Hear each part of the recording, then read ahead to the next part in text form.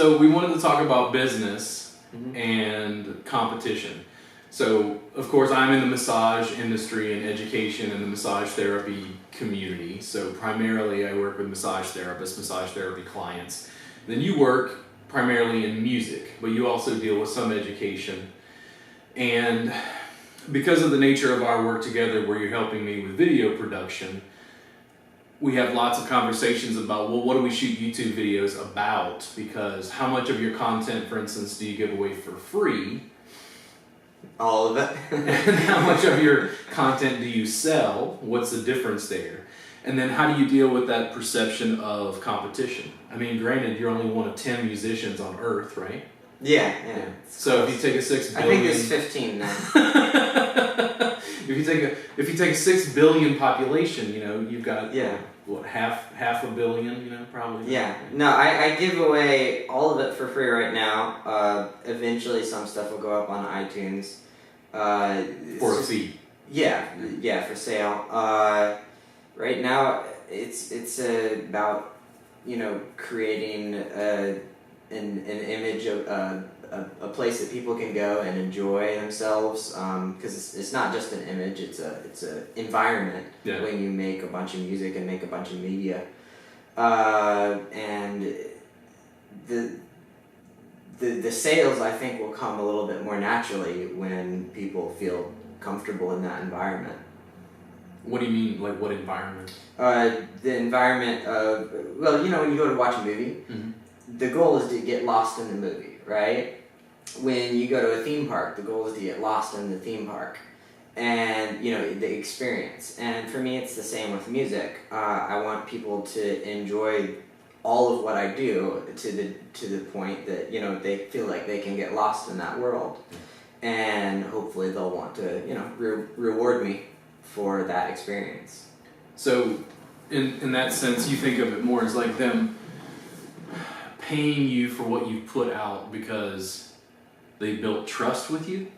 In some ways, yeah. Because people don't really like to spend money most of the time until they feel that they know they're going to get something worth it. So value. It's going to demonstrate value. And I think when I go to some place that sells something and I trust them before I buy, I'm much more excited to buy from them.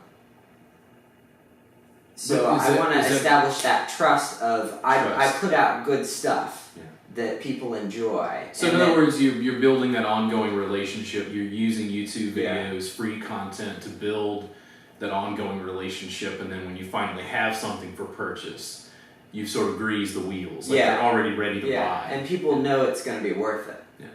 Well, we'd had this conversation a little bit earlier about Gary Vee. Gary Vee has been talking recently in his social media about document, don't create.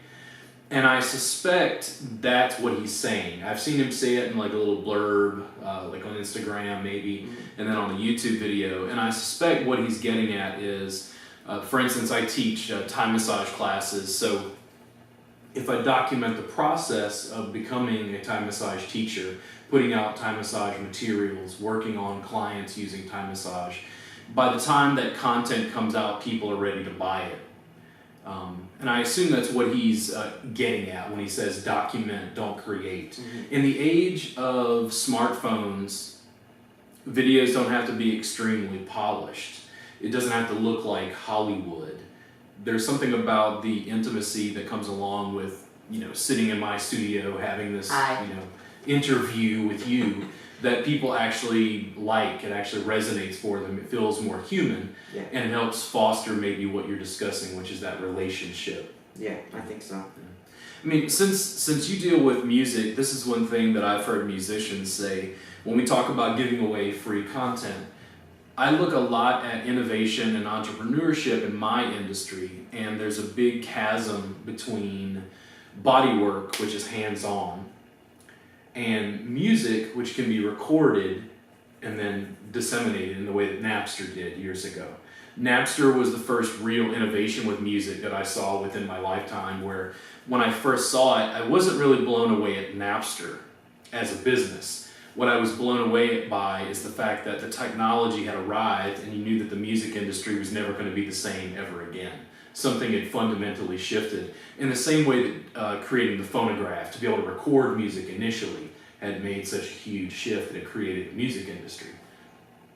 How do you feel about music as a musician, as somebody who can record music, and the fact that people can get it for free, they can torrent it, they can use Pirate Bay, they can steal, quote unquote, your material, your intellectual property, something you created. I've heard other musicians complain about that. They get hostile, downright angry, because they feel like they've been stolen from. And I don't really know always what to say about that. I produce materials like these DVDs, and these are, plastic. The content on it is what you pay for. And the thing is, I've had people tell me, well, people can steal that. People can download that, put it on Pirate Bay, torrent it. And how do I feel about it? And my first response is, one, it's mine. It is copywritten to me. I don't want people to steal it, quote unquote. But if somebody's so poor that they can't afford it, I'd almost prefer they write me and say, hey, can I have a copy? And the other thing is, people who are getting stuff off of Pirate Bay, where are they going to pay for it to begin with? Yeah. This actually kind of goes back to a cool piece of trivia, is I wouldn't be a musician if it weren't for Napster. Which is why? I wouldn't have been exposed to enough music. Oh. Because I think, for anybody to really get into something, they need to be exposed to enough of that thing to, foster an interest, get them to grow and realize, oh, there's a bigger world out there. If I keep going in this direction, I can build and develop as a person and enjoy it, And I just wouldn't have seen enough music if it weren't for Napster. I wouldn't have become a musician. So, with that in mind, I don't want... I want to see the world a better place, And if that happens, if people are stealing and, growing as a result of it, I'm kind of okay with that from that side of things. So that's one part of it, is that, I'm all for somebody who can't afford it, getting it. And the other side is I just... So when I record something, it's permanent, right? Yeah. And somebody can steal that permanent thing, and maybe I won't make a profit off of it. But I'm not permanent, and the experience with me is not permanent. Yeah. So people that learn to like my music and follow me and, want more things that I do and want to go to my concerts, want to experience live streams, things like that on the internet, in time, there's going to be something that maybe can't be stolen, or they're so excited about, they want to buy. I think that, the world's just become a bigger place with a lot more things in it. Yeah. That it's just not as big of an issue when somebody pirates something. I think fundamentally we go to a fairly similar place, and the tone that I've taken is, I'm going to give you more free content. I'm going to buy video equipment, produce more video content, and what I'm going to do is, in a sense, if you want to look at it as competition, is nobody's going to touch me, because I'm going to give away so much free content that you're going to want to buy from me. In other words, I've given you so much value again and again and again, from a business video, from a bodywork video where I didn't hold anything back. I just gave you tools, techniques, tips, that over time, especially in my industry, we press the flesh. You can't replicate that in a video format. You can see it visually, and the thing is, somebody can hear you play music. They can't necessarily learn how to play music unless they pick up an instrument and practice. So there's a little bit of an odd sense to me, because I know educators that frankly don't want to put out content because they don't want their stuff stolen. Yeah. And I understand that idea, but at the same time, I think the way to win in 2016 is just to give away more free content than the other guys, and to make it higher quality and right now people assume that the content that I put on my paid material has to be better than what I put out through YouTube. It has to be better than what's floating on Periscope or Facebook Live. But part of what happens, I think, with YouTube is people are paying not for a 5-minute video. People are paying to avoid the commercials that go with that 5-minute video. Yeah, and plus we're good. I mean, we've been doing this for a while, you know, the things that we do, and there's, you know, we always have more to offer. Yeah. So, I mean, yeah, definitely there's times when I record a piece of music and it's my baby, but that doesn't mean I'm not gonna have more good stuff later. And so I'm not offended, you know, when somebody wants to, you know, grab hold of what I've got and enjoy it. Yeah. You know. I mean, fundamentally, I think when it comes to music, and maybe this applies to other industries, the fact that you can put out free content, the music industry should have adopted Napster's model before Napster came in and innovated.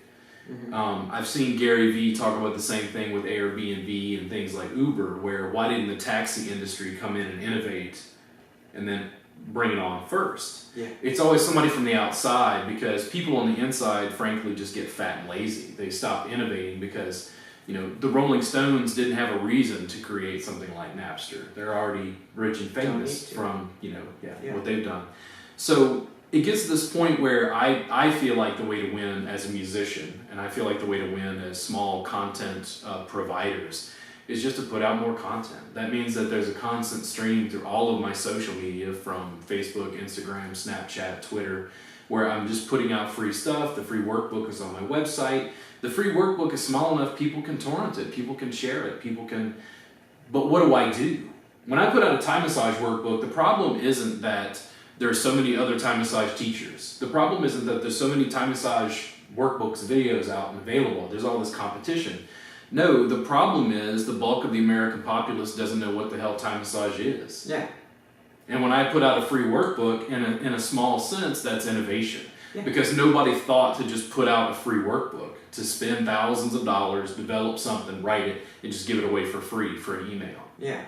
That's, I mean, the same thing. That's what we're, dealing with. Yeah, we're just trying to add value to the world in some way, and when people recognize that, they start following you and they start paying attention. Yeah. I mean, I make time-lapse videos of my paintings, and I put them on YouTube, and yeah, I'm gonna sell things in relation to those paintings, but I'm gonna start putting up really quick sketches on Instagram. I'm gonna do it all the time, and I'm not really gonna make any money off of it, but I practice sketching all the time. It's something I mean, it's part of my work, and why not share it? Because it's fun, it's cool, it's gonna look great, and it's not gonna make me more money necessarily, but it's gonna add value, and I think people will like it.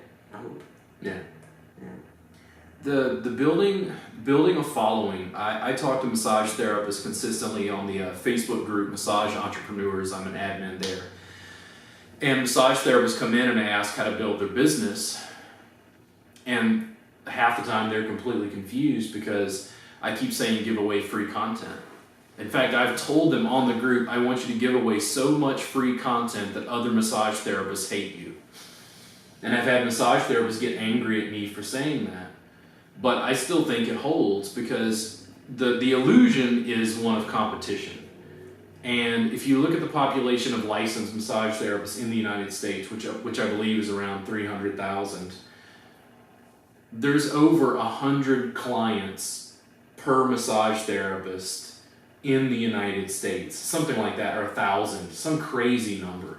So it's not a matter of, as a massage therapist, getting this small 1% of the population who gets a massage regularly. It's about reaching out to the other 99% who don't get massage at all. Yeah. I mean, you and I met because of Thai Massage Jam, which sort of grew out of the Austin Acro community. The Austin Acro community has a lot of followers and fans. I sort of fell into the Austin Acro community by having an interest in acro yoga. They were interested in Thai massage, and I was teaching it. And that's how Thai Massage Jam formed. And it's absolutely hysterical to me that, now we're hosting at Lauderstein Conway at the massage school, but for many years, we were just this outlier. We were this weird, group, and even massage therapists who would come in would sort of sometimes get their feathers ruffled. And I found out what it was they were a little irritated that I was teaching the public. They were annoyed that because you're not a licensed massage therapist, you were coming in and learning some Thai massage from me, and they feel like, well, this is what we do. This is for us. Kind of like if you taught me how to play violin, that, musicians aren't getting You mad. would kill my business. Yeah, it's like a weird, thing. Like massage therapists feel like they own massage, and it's like, no, you own the capacity as a licensed professional to perform that for the public for a fee. Mm-hmm. But you don't own massage. Massage is something that's free. And the more people that were, if it was a regular practice for families to be, giving each other massages all the time, they would see more value in it. Yeah. They'd be getting more professional ones. Yeah. Because the thing is, like, when you have like an arm problem and you play violin, yes. So you would come in, I would show you how to work on my arm, because I have a problem with my left arm from an old injury, and then I would work on you and you'd work on me. And to me, it was amazing because you didn't have to pay anything. Because the jam was free for like 3 years. It didn't cost anything. Yeah.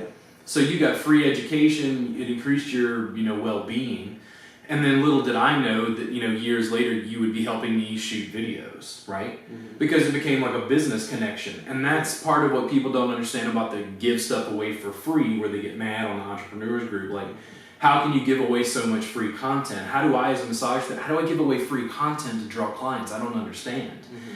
And what actually kills me is there's such a dearth of that content in my industry that all they have to do is, set up their smartphone and start shooting videos and really engage social media, and it would change the entire massage industry. Yeah.